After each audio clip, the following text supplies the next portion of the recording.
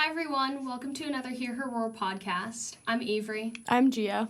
And today we're with our advisor, Ms Roussinos. Hi, so introduce yourself. Tell us a little bit about what you do at St. Mark's, what you do outside of St. Mark's, and what made you come here originally. Sure.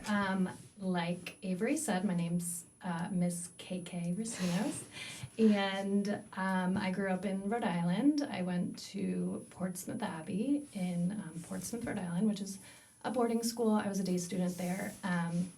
Very involved with everything, sports, academics, leadership. I had a great experience there.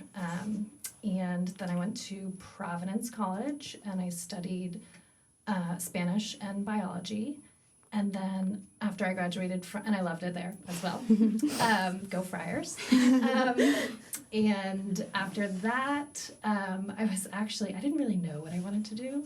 I knew I wanted to continue learning Spanish, and but I didn't really know, like, in terms of, like, career-wise, what I wanted to do. Mm-hmm. So I spent the summer just like a random summer job on the golf course. And then I actually got a call from the headmaster, or head of school at Portsmouth Abbey, late August, and he, actually it was a Facebook message. But anyways, he was like, "Hey, KK, I heard you, like, studied Spanish at Providence. One of our Spanish teachers just quit. Would you be interested in coming in for an interview?" And I was like, oh my gosh, like, I guess. So anyways, long story short, I got the job, and I started teaching right after, which was crazy. And looking back, I'm like, whoa, I can't believe that actually happened. But it was a really good experience. I was there for 4 years. So obviously I'd gone back to the school I had went to, and so I was, teaching with my former teachers and experiencing the school in a much different way. So, I was there for 4 years. I started studying in the summers at Middlebury College, getting my master's in Spanish, which was great. Eventually, I wanted to get out of Portsmouth, and I wanted to be closer to Boston, which was where a lot of my friends were living at the time, and also my husband, former boyfriend, shout out Andrew. I started, I knew I wanted to continue teaching, so I interviewed at different places, and St. Mark's popped up, and I didn't know much about this school at all, this was 8 years ago, so this is my 8th year at St. Mark's. And it's been a great experience, so very happy. Thank you. So how do you think your perspective on gender equality and equity has changed from being a student at a prep school a little bit ago and now being a teacher at a prep school? So, Portsmouth Abbey was, and kind of still is, it's a Catholic institution. So it's pretty conservative, pretty traditional. And when I was in high school, there wasn't much talk about gender identity, gender equity. It was just kind of like, boys do this, girls do this. Mm-hmm. I didn't at the time, and I don't think that, it's hard to say, because so many of my, I found a lot of success in high school. Mm-hmm. I never felt like my gender identity held me back in any way. Mm-hmm.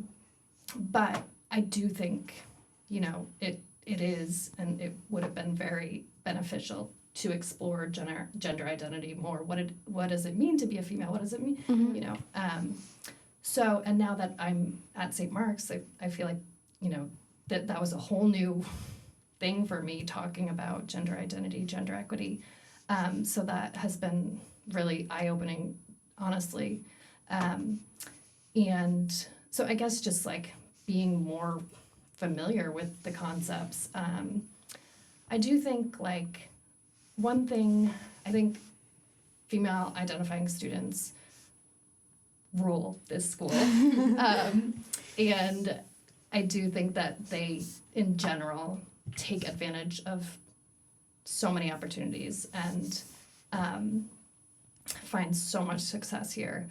the one thing that I do notice a lot in my classes, which I think was my experience too as a student, I feel like boys take up a lot of space in the classroom, not just like physically, but also like psychologically. I don't know. I just feel like a lot of my female identifying students don't like bring their full selves to the classroom because they've like it's being taken up, like the space is being taken up by males.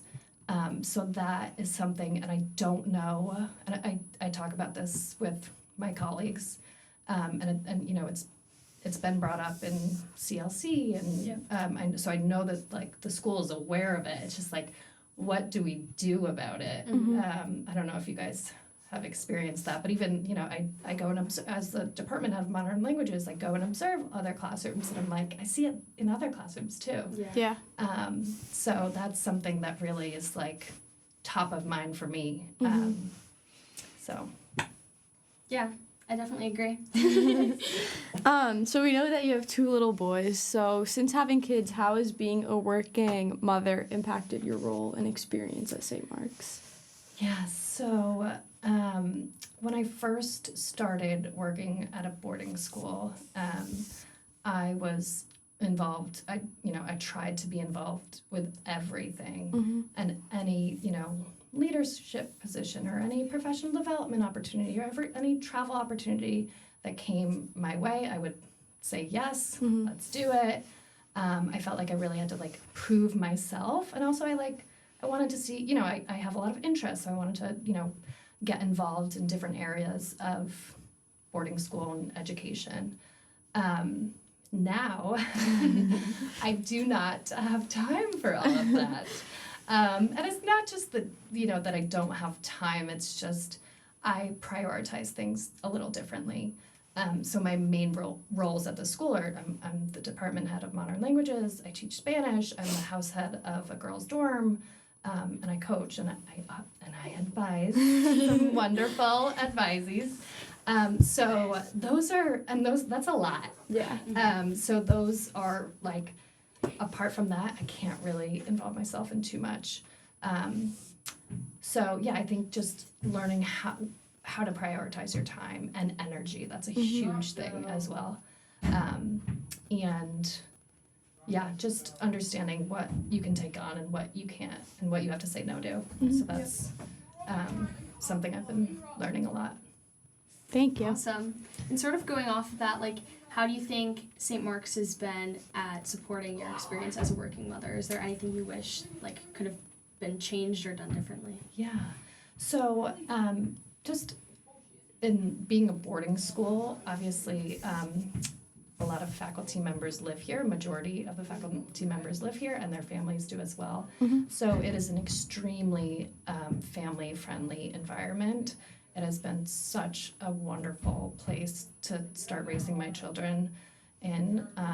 You know, you've seen my little monsters running around, and they're in the dining hall, and you know, the dining hall staff is helping. You know, it's like they can.